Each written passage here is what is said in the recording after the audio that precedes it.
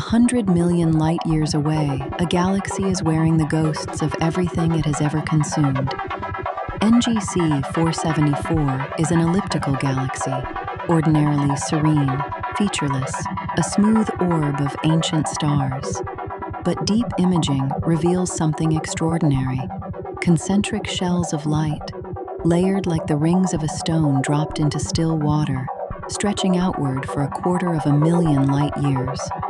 These are the remains of smaller galaxies, torn apart and absorbed over 1 billion years of quiet cosmic violence.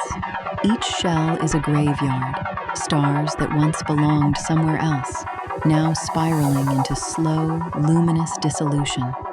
A neighboring spiral galaxy tugs at NGC 474 still, possibly sending new ripples through the wreckage. And here is the part that should stop us cold. Our own Milky Way has a halo too, laced with stellar streams and ancient debris, evidence of the same patient hunger. We are not observers of this process.